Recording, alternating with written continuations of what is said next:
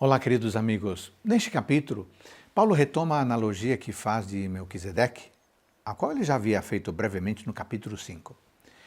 Ele está desenvolvendo o seu argumento de que Jesus é o verdadeiro sumo sacerdote.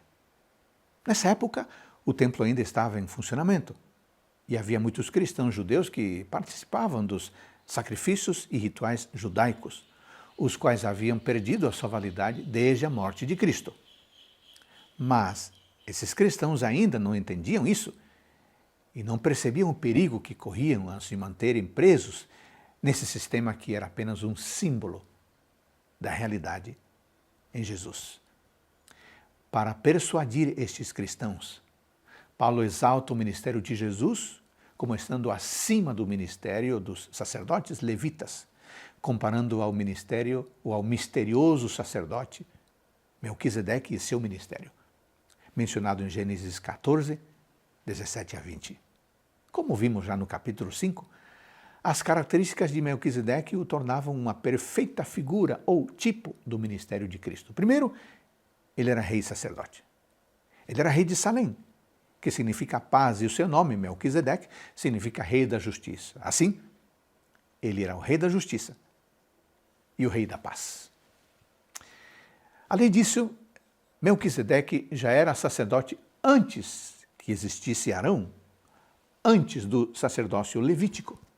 Portanto, ele era sacerdote de uma categoria ou uma ordem diferente da levítica, o que o Salmo 110, versículo 4, chama de a ordem de Melquisedeque. Como Jesus não poderia ser um sacerdote no templo, pois ele não era descendente de Levi, Paulo utiliza esse salmo e diz que Jesus é um sacerdote segundo a ordem de Melquisedeque. Ele faz aplicações profundas ao dizer que Melquisedeque era maior do que o estimado Abraão, pois este lhe deu os dízimos de seus despojos. E também porque Melquisedeque abençoou Abraão, e não o contrário. O apóstolo Paulo diz que houve uma mudança na lei sacerdotal, a qual determinava que apenas os descendentes de Levi poderiam ser sacerdotes. Mas agora Jesus é o novo sacerdote, segundo a ordem de Melquisedeque.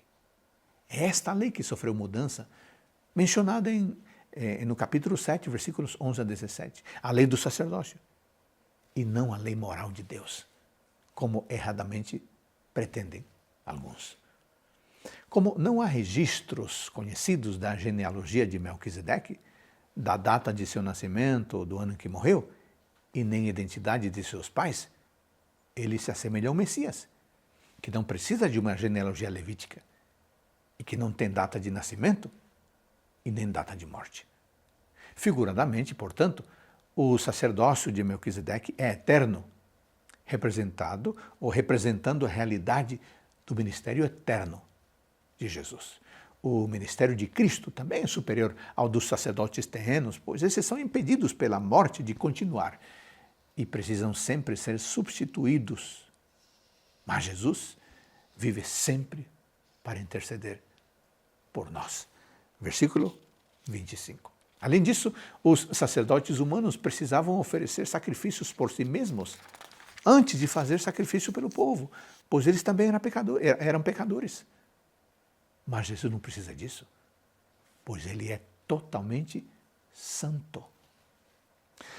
Paulo conclui este capítulo fazendo uma aplicação milética. A lei que estabelece o sacerdócio apenas para os levitas constitui homens sujeitos a fraquezas. Verso 28. Mas a declaração de Deus, tu és meu filho, eu hoje te gerei, Salmo 110, verso 4, que proclama a encarnação do Filho, veio depois desta lei e constitui o Filho como um sacerdote perfeito e eterno. Verso 28. Podemos confiar completamente em Jesus e em seu ministério sacerdotal em nosso favor, no Santuário Celestial, porque Ele está lá agora, vivo, intercedendo por você, por todos nós. Que bênção. Amém.